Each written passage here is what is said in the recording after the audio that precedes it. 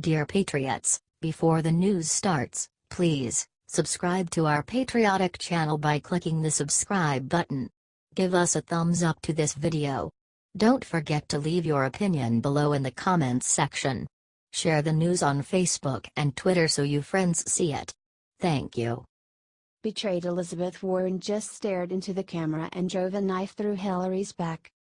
The Democrats had an exciting day Thursday after former interim Democratic National Committee Chairwoman Donna Brazile came forward to give evidence that the Hillary Clinton campaign rigged the 2016 primary in Hillary's favor.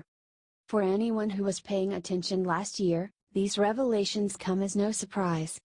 The DNC's own hacked emails had already indicated some very shady dealings towards the Sanders campaign. But it's good to at least have some confirmation and to see the Democrats fracture under and fighting. Case in point, Senator Elizabeth Warren, DMA. Warren was being interviewed by CNN's Jake Tapper on Thursday. Tapper asked her one question before the interview wrapped up. Very quickly, Senator, do you agree with the notion that it was rigged? Warren's reply was immediate and firm. Yes. Watch it here and see for yourself. Ouch. Warren has some serious capital on the left, and if she is turning on Hillary, the DNC, and their leadership, things are going to start looking really bad for the Democrats. Frankly, I couldn't be happier. Share this out if you're loving seeing the Democrats crash and burn. H.T. Washington Examiner.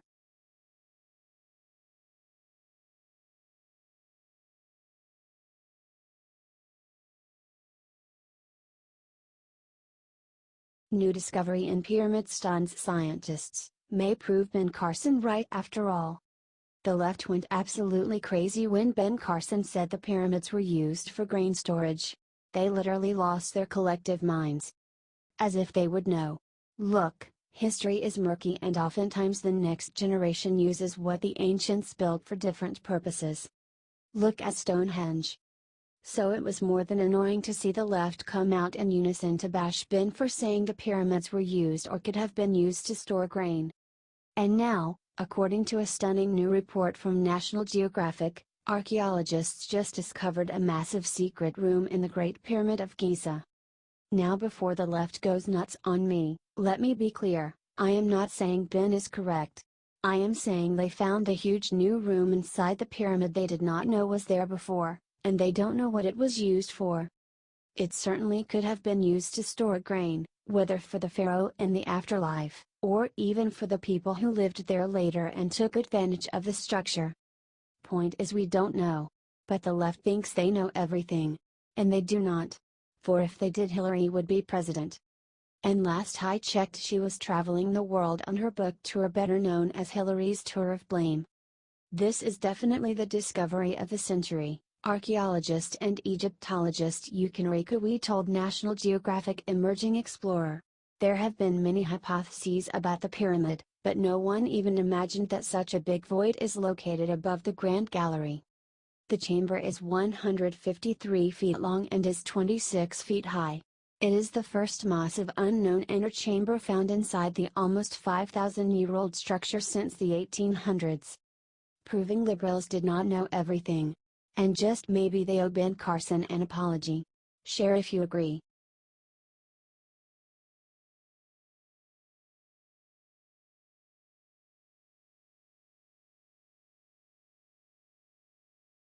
Hillary Clinton just admitted everything after lying about it for month after month. Failed presidential candidate Hillary Clinton admitted to paying for the Russia dossier on The Daily Show. She defended it as opposition research and said Trump talking to the Russians is way worse. I mean, he has to know. We'll find out what he knew and how involved he was, but he had to know that people were making outreach to Russians to the highest levels of the Kremlin, in order to help him, to hurt me, but more importantly to sow this divisiveness, Hillary said. Hillary actually said Trump had to know that people were talking to the Russians. Hillary is so off the wall with this. She needs to go back to hiding in the woods. She bought the dossier, which is now being used as basis for the Mueller probe. So I know that voters should have had that information. That's something that may have influenced some people, Hillary said. Hillary is so frickin' arrogant. Let's send her a message.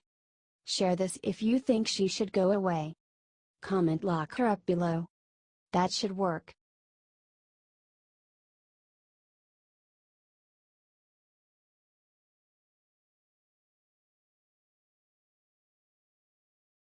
Pope Francis considers massive change to centuries-old practice that just may save Catholic Church. Pope Francis just made the first move that may save the Catholic Church. The Church is still popular, especially in developing countries where it literally does God's work. But the rule against letting priests marry has held them back and has left many a black eye on the Church's reputation. Many priests leave and get married, some in scandal. Or worse, many priests turn to other, disgusting ways, to deal with their sex urges. With the numbers of priests declining and young priests ever more scarce, Catholics the world over have pleaded with church leaders to let priests marry. It is time. It is an old law that is not central to the faith, even though it seems like it after all these centuries. The Pope has said, according to the Telegraph, that this is a question of the discipline of the Church, rather than dogma, meaning that it can be discussed. And in earth-shattering news, the Telegraph is reporting from Vatican sources that Pope Francis is not only considering changing the rule, he is calling a conference to debate the matter.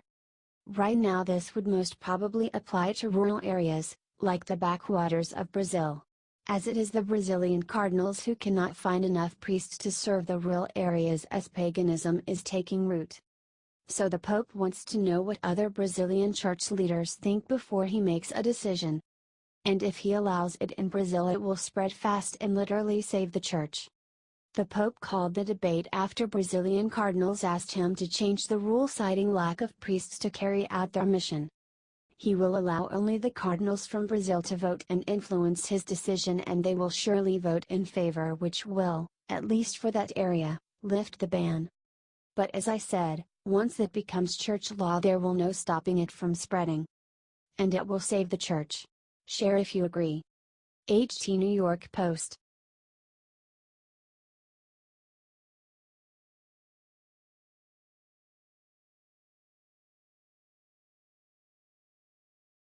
What this man just leaked about Black Lives Matter needs to get to the president ASAP. It looks like another Black Lives Matter activist just woke up to reality. He figured out that his buddies in Black Lives Matter are just pawns of George Soros. The man goes by the name of Chairwoman Sons and recently posted a video that is going viral. Chairwoman Sons, they got US working for them. How they get US is they playing US emotionally. They getting anybody. WHO basically doesn't like Donald Trump to fight for war that is being started on American turf very, very soon. And they want US to be a part of their side. What I'm trying to get the black population to understand, and this is critical, is the movement has been compromised. BLM is not actually a black organization and never was. If you have any kind of brain, you know BLM is endorsed by the Soros and Clinton family.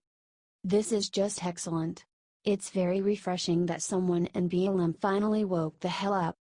Share this so it gets to Trump. We need to make it go so viral that everyone stops associating with Black Lives Matter.